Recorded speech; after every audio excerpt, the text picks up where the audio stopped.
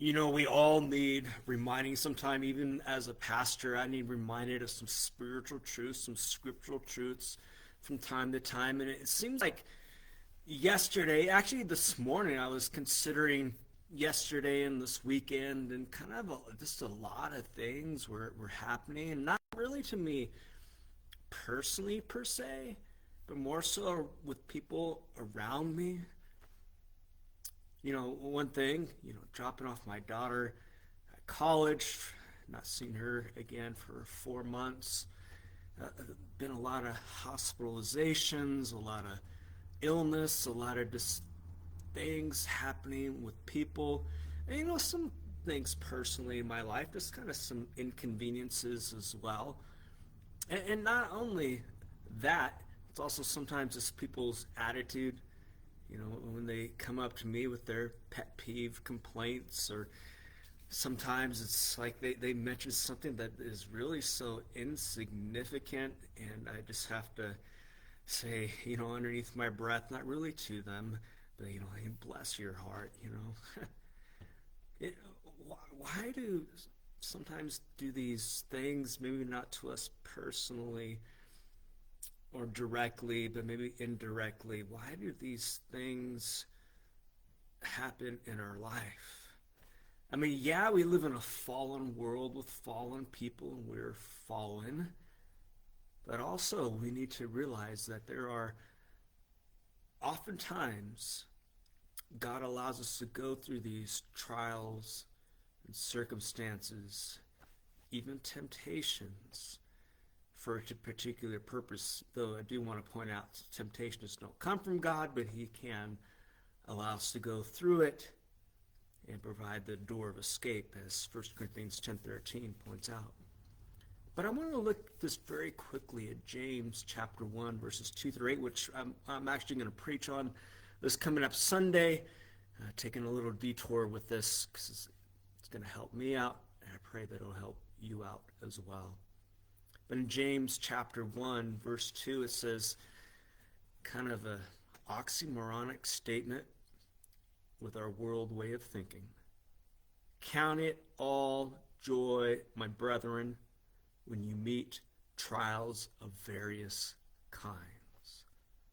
Have joy when troubles come your way? Why?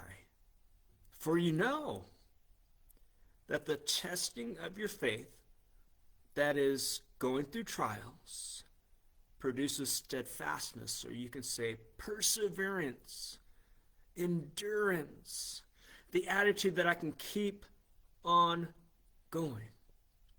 In verse 4, and let steadfastness have its full effect. Why? That you may be perfect. Perfect meaning that I will be growing spiritually. I will become more Christ-like. So you may be perfect and complete, lacking, not destitute in nothing. And yet, if any of you lacks wisdom, let him ask God, who gives generously to all without reproach, and it will be given him. That is, we may think, well, I can handle this on my own, or I don't want to be a bother to God. No, God says, you're not a bother to me. I'm not going to reprimand you for asking for wisdom while going through this trial, because I know you need this wisdom. But when we do ask, it says, but let him ask in faith with no doubting. Why? For the one who doubts is like a wave of the sea that is driven and tossed by the wind, kind of just going all over the place. For that person must not suppose that he will receive anything from the Lord. He is a double-minded man, unstable in all his ways. And so when we do ask God for wisdom while going through trials, whether it's just a little thing, a big thing, a short, tough thing, or a really long, enduring trial and circumstance, when we go through those trials, don't think God is up there, that he just wants to step on your head and make life miserable. He often does have a purpose. He often, not meaning that this trial is going to do something miraculous in somebody else's life, but oftentimes it's for your character, in which Paul says in Romans chapter 5, it's for your hope. It's so that when you endure, you may know, hey, I have the Holy Spirit living in me, and I know he's going to do something. Even though I really don't like this, he's going to do something through a trial and that tribulation.